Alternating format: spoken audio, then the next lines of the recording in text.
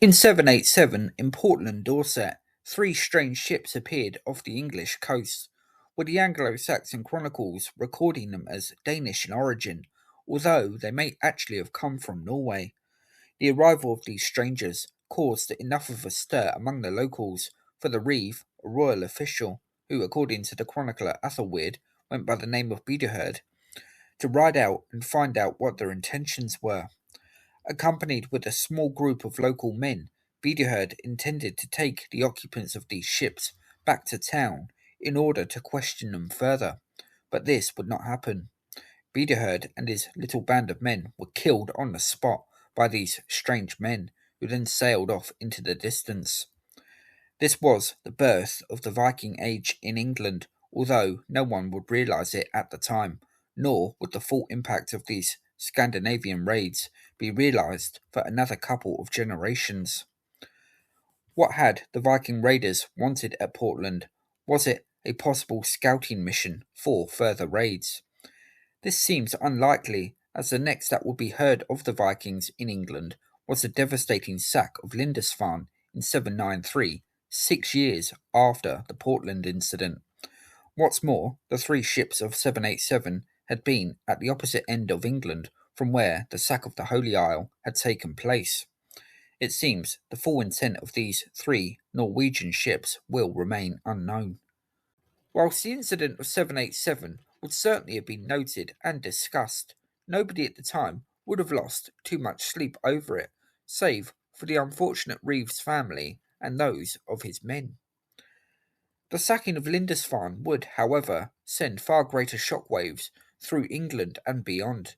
The description of the arrival of the Vikings at Lindisfarne is described in memorable fashion by the Anglo-Saxon chronicles.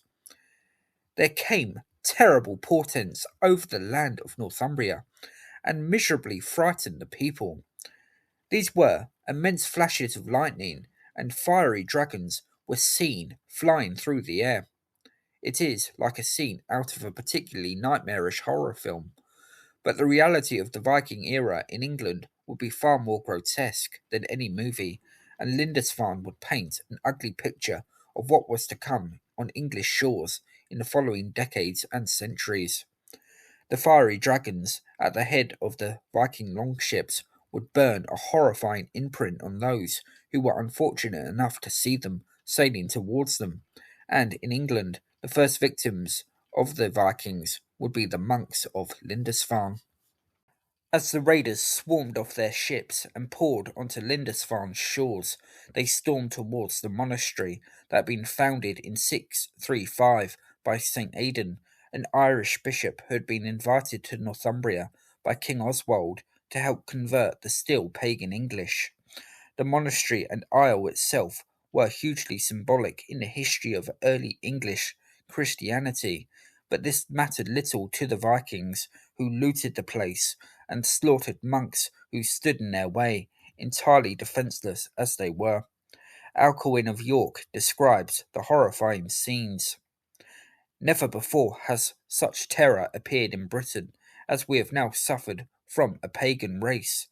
The heathens poured out the bloods of saints around the altar and trampled on the bodies of saints in the temple of God.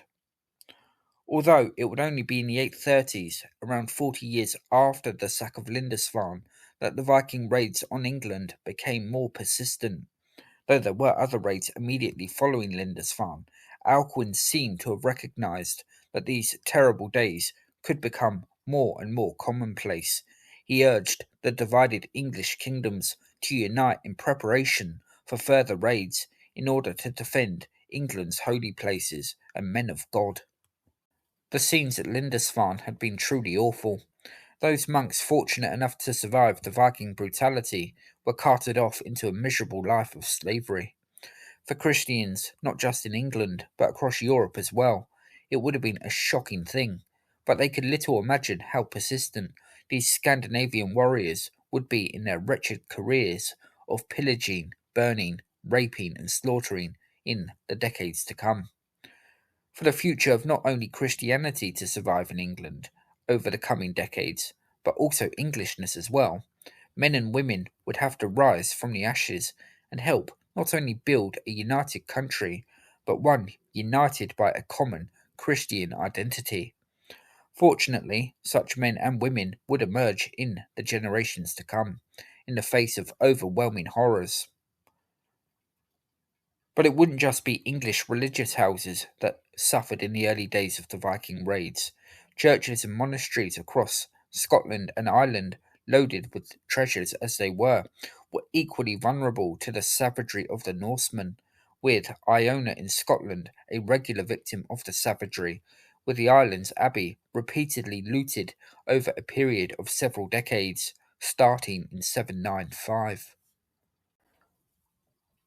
But the Viking raids didn't always go according to plan. As Alcuin had urged in 797, Lindisfarne had clearly served as a wake up call for at least some in the north of England. In 794, just over a year after the shocking scenes at Lindisfarne, the Vikings launched an assault on Jarrow, which had been made famous by the works of the Venerable Bede earlier in the century. This time, however, the Vikings would be greeted with stiff resistance. The Northumbrians had evidently been prepared for such an assault, and this time they would launch a counterattack. According to the Anglo Saxon chronicles, when fighting between the English and Norsemen broke out, one of the key Viking commanders was killed. And it wasn't just the English who posed a problem for the raiders on that occasion. They had also fallen foul of bad weather, with some of their longships destroyed in the storm, and a good number of their men were drowned. For those survivors who made it to the English shoreline, they found the English army waiting for them, and they were cut down swiftly and brutally. Despite this, the Vikings would return. The frightening feature of the Viking Age was not necessarily the savagery of their attacks, although that certainly does send a shiver down one's spine, but also the utter relentlessness of the raids would become a hallmark of the Vikings. Nonetheless, the courage shown by the English at Jarrow would have been what Alcuin had in mind when he called for determined resistance and unity against the invaders.